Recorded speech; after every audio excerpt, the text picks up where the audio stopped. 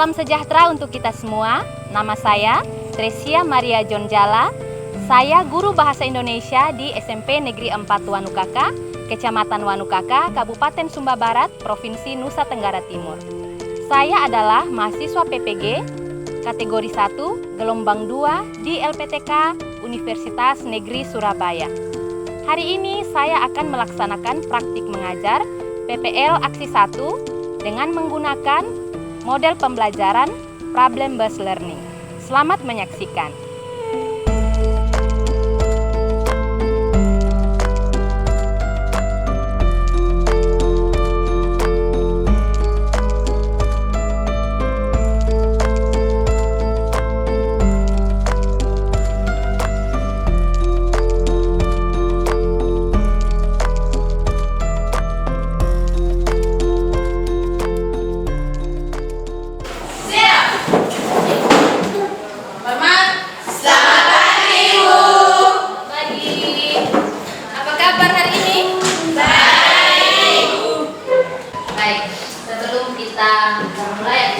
Pembelajaran kita hari ini, kita akan memulainya dengan doa. Saya minta Aulia untuk pimpin kita dalam doa. Teman-teman, mari kita berdoa. Terima kasih ya Tuhan untuk menuntun kami dari rumah kami masing-masing pada tempat ini. Ya Tuhan, kami anak-anakmu memulai tugas bekerja kami. Kami bekerja karena Tuhan sesuai dengan kehendak. Di dalamnya Bapa dan Anak Yesus Kristus kami berdoa. Amin. Halo. Hai. Halo. Apa kabar semua? Baik. Semua baik hari ini. Ya, hari ini kita akan memulai pembelajaran. Ada yang sakit? Tidak ada. Ada teman yang tidak hadir? Ada. Siapa? Sama tidak hadir Julius. Satu orang sebut. Julius ya? Julius. Francisca. Setiap pembelajaran hari ini harus dimaknai ya, supaya ada yang kita bawa pulang di rumah. Ya? Oke. Hari ini Ibu akan menyampaikan materi tentang teks cerita inspiratif. Tahu apa itu inspiratif? Ya? Tahu? Hal yang membuat seseorang. Cerita inspiratif itu cerita yang membuat seseorang itu bisa mencontohi apa yang menginspirasi orang lain. Cerita inspirasi. Nah, itu yang akan kita pelajari hari ini. Pernah dengar tentang cerita inspiratif? Pernah ya? Ya, pernah. Jadi sebenarnya materi yang kita pelajari ini adalah materi yang sudah kita alami. Ya, kita alami setiap hari. Ada banyak hal yang menginspirasi kita.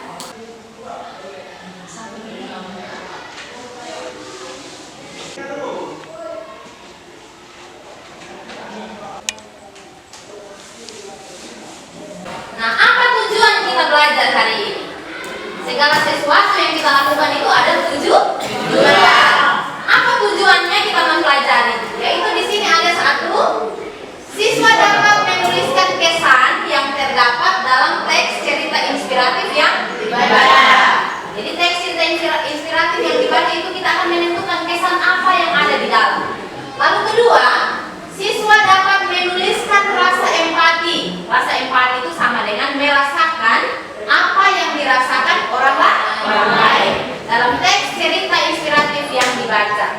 Lalu yang ketiga, siswa dapat menuliskan pelajaran yang dapat diambil dalam teks cerita inspiratif yang dibaca. Jadi hal yang perlu kita contoh dalam kehidupan. Lalu 4, siswa dapat menuliskan pelajaran hidup yang terdapat dalam teks cerita inspiratif yang dibaca.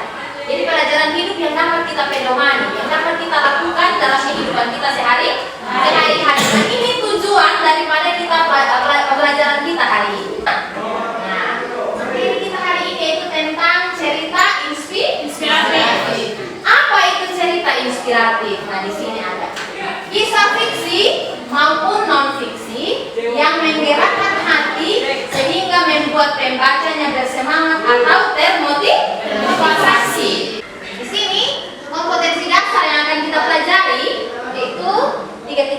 11 ya. 3.11 mengidentifikasi isi ungkapan simpati, kepedulian, empati atau perasaan pribadi, peduli, rasa simpati, rasa empati yang ada di dalam cerita. Ada cerita yang akan kita baca. Lalu apa indikatornya yang akan kita pelajari? Yaitu mengidentifikasi informasi teks, cerita dan inspirasi. Informasi itu hal yang kita dapatkan dari hal yang kita baca. Nah, apa ciri-ciri teks cerita inspiratif? Yang pertama, struktur teks terdiri atas orientasi, rangkaian peristiwa, komplikasi, resolusi, dan moda. Jadi cerita inspiratif itu dia memiliki tema spesifik, dia tentang kehidupan seseorang, ya, yang dibuat dalam bentuk cerita. Nah, di dalam teks inspiratif, ibu akan membagi kalian dalam bentuk kelompok, ya, dalam bentuk kelompok. Lalu ibu akan membagikan lembar kerja yang akan kalian presentasikan lewat kertas karton yang akan ibu bagikan. Kalian tulis jawabannya, ya. Kelompok 3 di sini. Sakit di sini. Sakit di sini. Sakit di sini. Jadi ibu akan membagikan lembar kerja kalian, ya.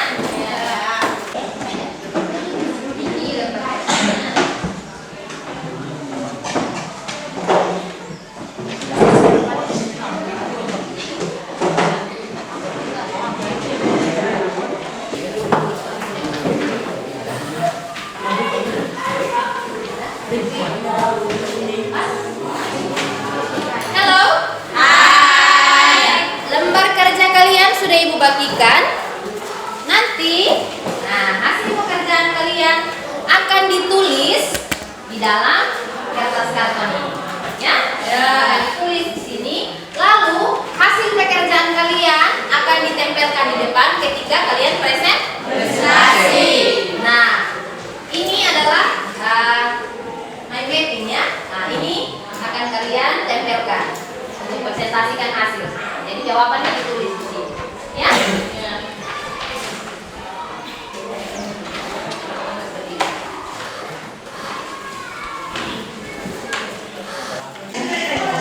Halo. Hai. Silakan kerjakan di dalam kelompok. Dibahas bersama, ya. Semua anggota kelompok harus aktif. Ya. Semua anggota kelompok harus aktif di dalam pengerjaan tugasnya, ya. Silakan dibaca teks cerita inspiratifnya. Lalu pertanyaan yang ada di dalam itu dituangkan di dalam kartu, ya. Ya, silakan.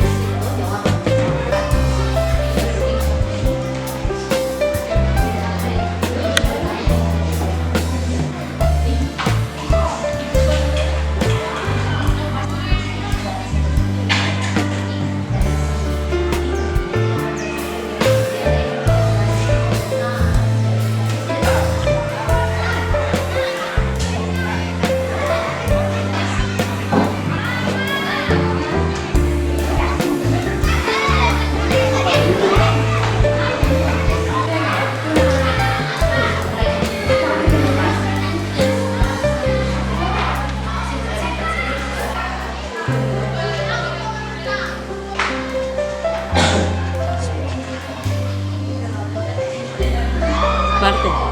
Ring.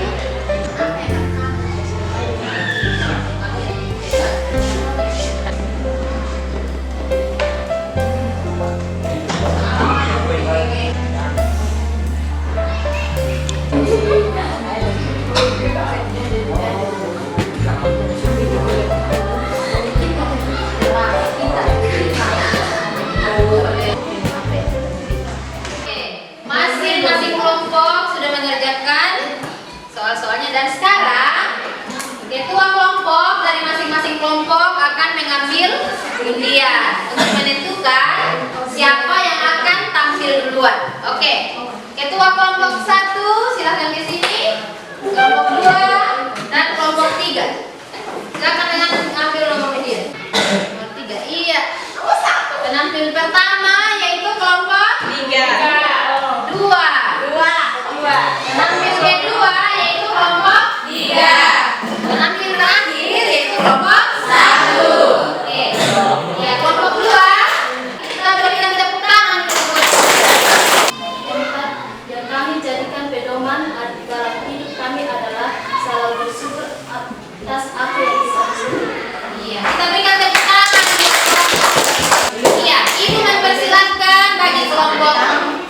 3 dan kelompok 1, jika ada hal yang perlu ditanggapi dari penyampaian kelompok 2, silakan. Oke, silakan.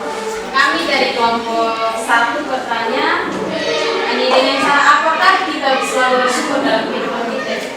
Dengan cara berdoa. Bagaimana kelompok 1, puas? Berdoa. Oke, kita lihat. Terima kasih atas waktu dan kesempatan dari saya. Kami akan presentasikan hasil diskusi kami dari kelompok ini. Apa yang kita miliki? Iya. Kenapa Pak Budiman merasakan hal? Karena semasa hidupnya walaupun dia sudah mendapat banyak gaji, mendapat banyak gak, tapi dia tidak bisa bersyukur. Iya. Penampil terakhir, Ibu berikan kesempatan untuk kelompok 1. Sesuatu dan kesempatan yang diberikan kepada saya yang kami jadikan pedoman hidup berdasarkan pelajaran yang diambil dari cerita tersebut adalah di dalam menjalani kehidupan kita harus selalu bersyukur dan membantu orang lain. Iya, luar biasa. Ibu memberikan kesempatan bagi kelompok 3 dan kelompok 2 yang mungkin mau menanggapi dari hasil presentasi teman kalian. Silakan. Silakan. Budiman merasa malu pada pengen dia memberikan uang. Budiman merasa malu karena selama ini dia memiliki lebih dari apa yang dia butuhkan. Karena pengemis tadi hanya menerima uang 10.000. Tetapi pengemis tanpa diduga oleh Budiman, dia sangat bersyukur dan bahkan mendoakan keluarga Budiman.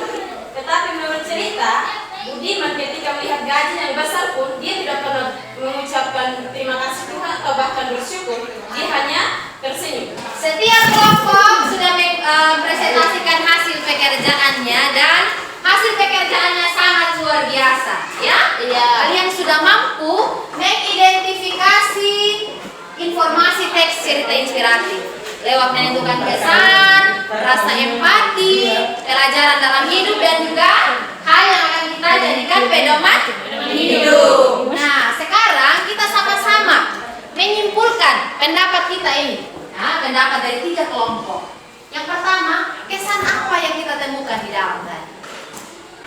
Si kesan yang ada di dalam itu si Budiman dan istrinya selama hidup itu memang mereka tidak bersyukur, memiliki banyak hal dalam kehidupan tapi tidak pernah merasa bersyukur.